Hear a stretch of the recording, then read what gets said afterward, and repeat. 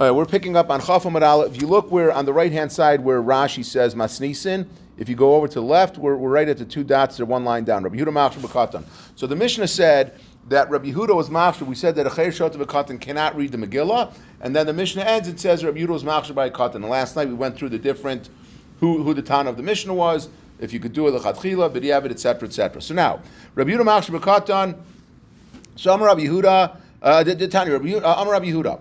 Katan yisi ukriyasa l'mayla mirab tarfin uzaken v'lod. When I was a katan, when I was under bar mitzvah, I used to read the Megillah before Reb Tarfon and the Zakanim and Lod. So you see that a katan is able to read the Megillah even on Purim. So when my answer is Amar Lo, they said to me, you can't bring a proof from that. Emevi and Rayim and a katan, you cannot bring a proof from a minor. So even though right now you are a gadol, but because the story took place when you were a katan, you can't testify about the actions that you took as a katan and say from there, therefore you see that you're able that a katan can read the Megillah. It doesn't work that way. Another story, similar, Tanya, Amar Rebbe, Katan Yisi, that I was also a Katan, Karisa Lamayla Rabbi Yehuda, I was reading in front of Rabbi Yehuda. Again, Rabbi Yehuda of our Mishnah, who says that he says that a Katan can read. So Amrulo, you can't bring a proof from the fact that you said, Rabbi Yehuda says that a Katan's able to lane, and then the minor comes along and he says, guess what? I laned in front of Rabbi Yehuda. Well, of course Rabbi Yehuda didn't say anything, because Rabbi Yehuda says that a Katan is able to lane the Megillah. So you can't bring any proof from there either.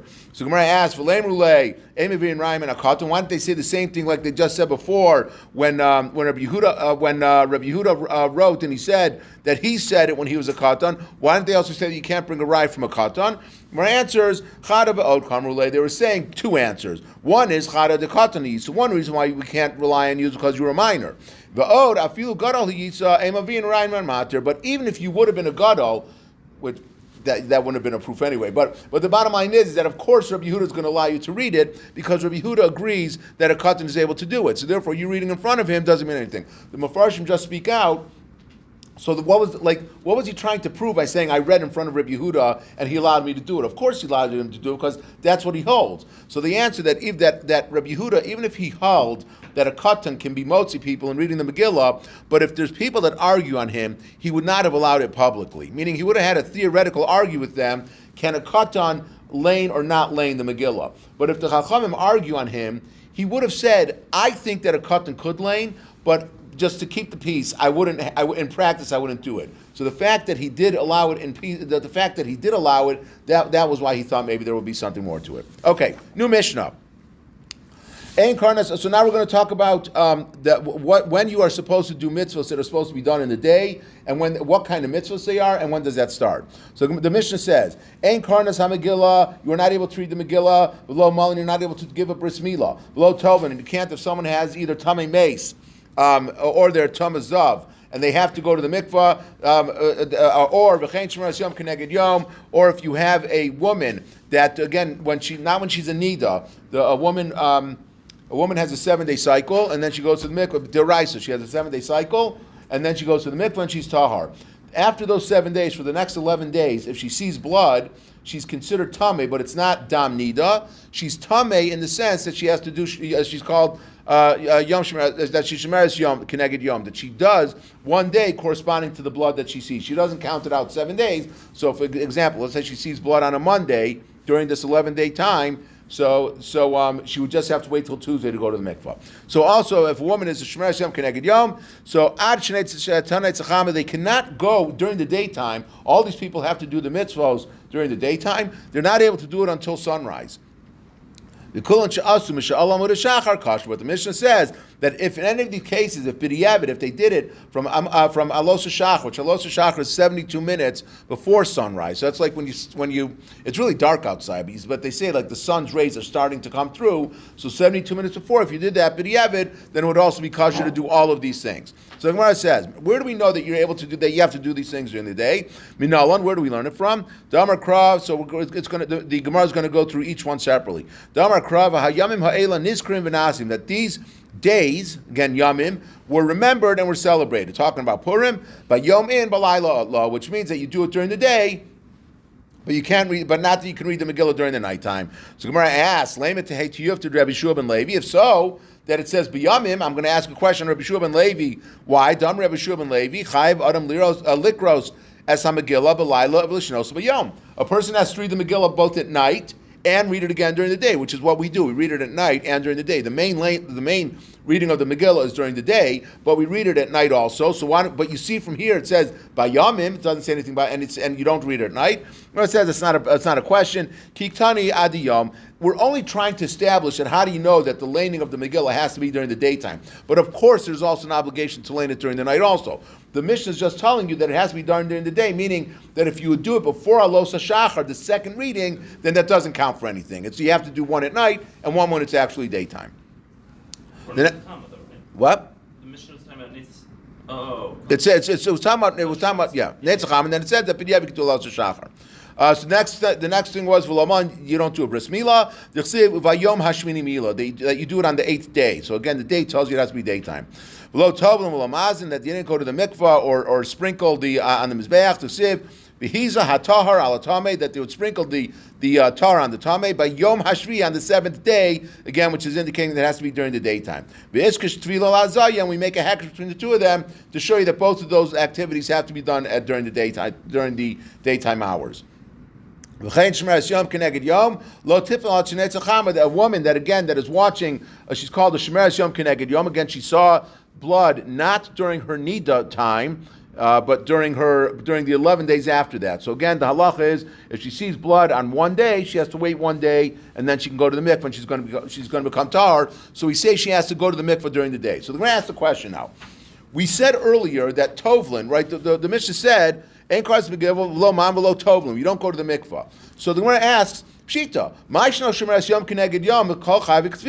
why did the Mishnah have to break out and differentiate the Shemeres Yom Keneged Yom more than any? Why would you think that she's going to be any different than anyone else that we said that if they're tovel in the mikvah, they have to do it during the day? This woman also, just like anyone else that has to go to the mikvah, and she would have to wait for the daytime hours. So Gemara answers, Itzrich. We have to, because you would have thought that she could go during the nighttime. Why?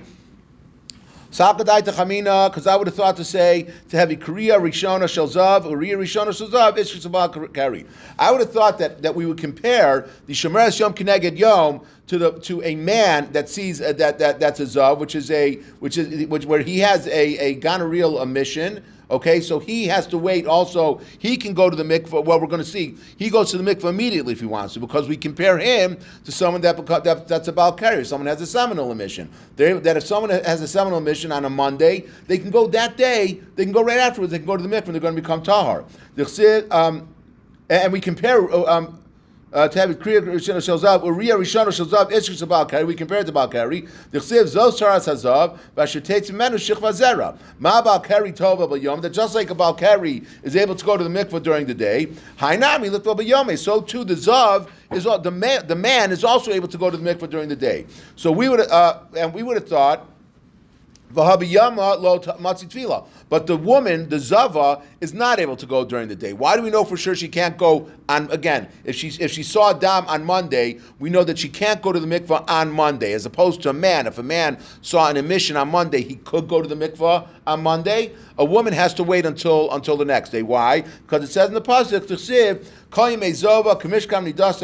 that we learn out from the word Yela teaches us that she has to wait one day. That's what we learn from there. She has to wait till the next day. But I would have thought Belayla miyas le'evan mixa shimur v'tikbol. I would have thought that because in Jewish law, right, when Monday night starts, we really consider that to be Tuesday. So I would have thought that, okay, so she can't go on Monday. You're saying she has to wait till the next day. But the next day technically starts after Tzeis, so let her go to the mikveh that night, and she would have been fine. It would have been a problem. Kamash Malon, therefore the Mishnah says, given the by Spero, that since she has to count, so Spero be Yamamahu, the counting only goes till the daytime, so therefore we wait till the day. And even though we just finished Amud, it's very short, so let's just go to the Mishnah. And then the Mishnah finished with Kulan Shasim Mishalam or Shachar Kasher. That all these cases that we talked about, if they waited until if they went from the first rays of the light, if they go the first thing in the morning, we just turned to Chafam Beis, then they would be able to. It would still be kosher. Minani Mili. How do we know that Alos HaShachar is considered to be part of the day, and you can actually do these things so early? So Amar Rava, the Amar Krad says in the pasuk, Vayikra Elokim la'or yom, that Hashem called the or day, L'meir uba akaru yom, that as soon as with the coming of the light, that's considered to be daytime. So Alosa Shachar, which is the coming of the daylight, that's considered to be daytime. So the Gemara asks, it says, the end of the pasuk says that he called darkness was called night. You're going to say that once it starts becoming dark, that's considered nighttime. But we learned that everyone agrees that until the stars come out, then that's not considered nighttime yet. So how are you going to learn that pasuk? My answer is Ela Amar Abzera. We learn it out from a different pasuk that the coming of light is considered to be daytime. It says in the pasuk, "V'nachnu osim b'malacha v'chetzem machzikim b'ramachim me'alos ha'shachar atzeis ha'kachavim." It says that we were doing the work and we were standing there holding spears. We went from the first morning light until the nighttime. The Omer and another pasuk also says, "V'hayu lanu halayla mishma," that the night was for us watching, and then it continued and says, and the light time was daytime. So when I asked my Omer, why do you have to have a second pasuk to show you that the coming of the light is considered to be the morning? Because maybe you'd say that when the rays of the light start coming out, alos shachar is not considered daytime, and only when the sun sets is it considered to be nighttime. These workers that were doing it, they would start their day early, which, hallelujah, if you could find workers like that would be amazing. They would start their day, they would start their work early in the morning before it was really light time, and they would continue working until it was already it was getting dark at night, already in the nighttime. Tashma, so therefore we said a second pasuk, that we spent the night when we were watching and the daytime was work. Meaning as soon as the rays of the sun were coming out, that was considered a daytime because they said we worked during the day. So that's how we know that alos shachar is going to be kosher. If you want to do one of these malachos, b'diavad, it's okay to do that. Mikra Megillah, bris milah, going to the mikvah, the hazas hadam, all those things are going to be kosher if you do it b'diavad once alos shachar comes. Okay, we will stop here. Tomorrow night,